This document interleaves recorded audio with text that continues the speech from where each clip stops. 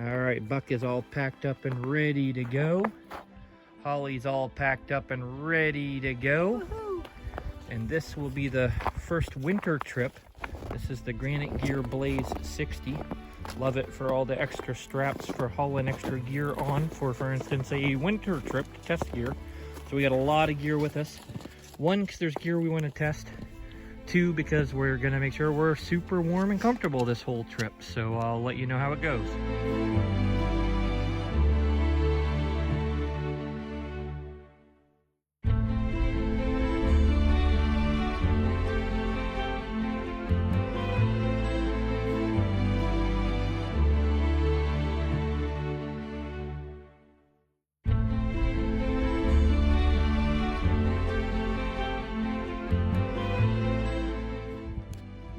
All right, we're here.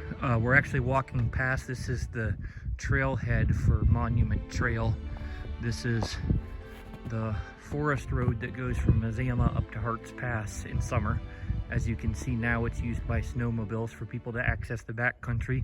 And we're gonna be heading on in towards forest land and back into, there's a couple of campgrounds back in here, closed now obviously, but we're gonna go ahead and head back in that direction and pick a place to set up camp in the snow. It's lightly snowing right now.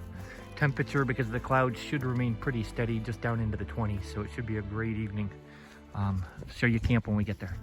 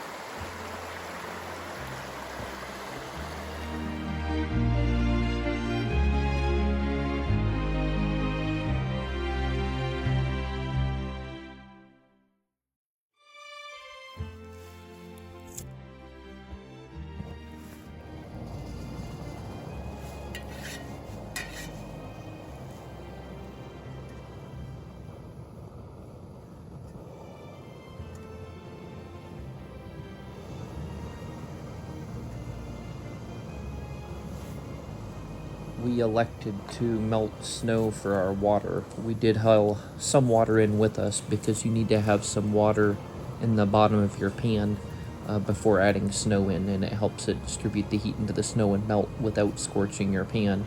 But we did want to use snow to help admin our water just so we didn't have to carry too much in with us. You'll obviously have to decide based upon time and distance the amount of weight for water versus fuel, but it worked really well for us.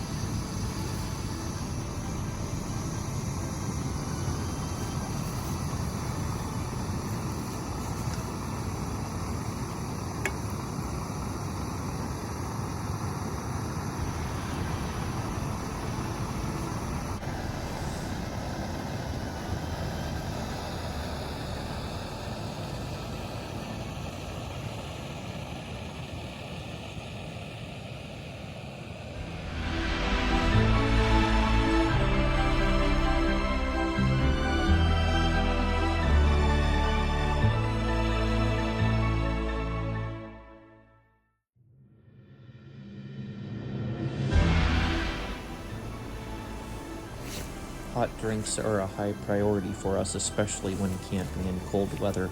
We do choose coffee every morning, even in other weather, but especially hot weather, we try to intake all of our liquid in hot form, be it soups, teas, hot chocolate, coffee, etc. And we are a little bit of coffee snobs, I will readily admit. So on shorter or at least easier trips, I choose to grind coffee and bring it to make fresh coffee. If it's higher mileage or a lot longer days, so we're hauling a lot more food weight, we will settle for some Via, although that's about the bottom of the barrel for us for coffee and can't really go below that. But we do that on higher mileage. But for this trip, since it was short and easy, I elected to bring fresh ground coffee, and it really hits the spot in the morning.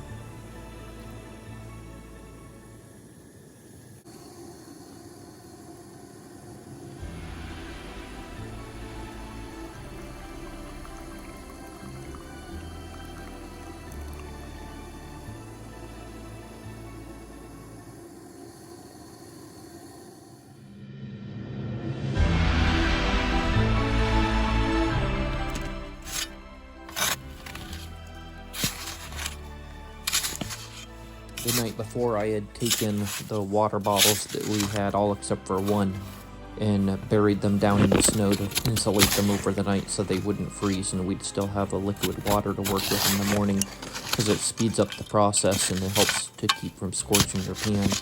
I had, just in case, taken one bottle and put it in a Ziploc and put it in the foot of my quilt to keep it in the footbox of my quilt, to keep it from freezing just in case, but this worked just fine, as you'll see.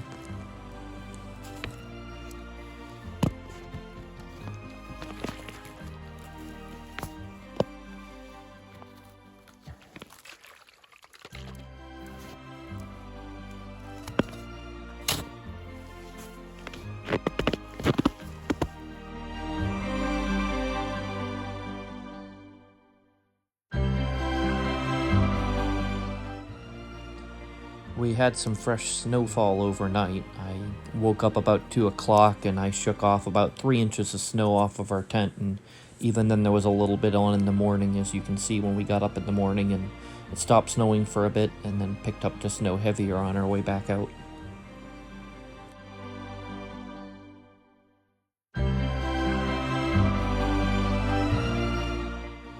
You may note the dividing line where there's clear snow in the left part of the tent and not so much on the right. You do want to be sure to tap your rainfly a little bit and get the snow off before you zip open the door and try to climb out.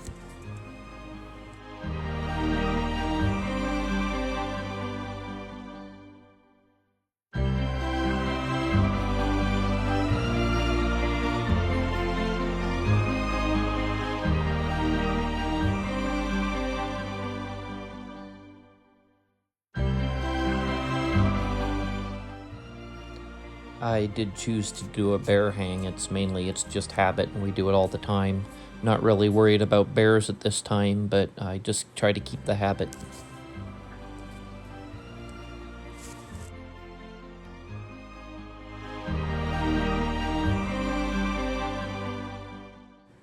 No, it's not a bear in our tent, although some mistake him for that on the trail. He uses a foam pad, but doesn't choose to use the blanket or the down puffy I have for over him.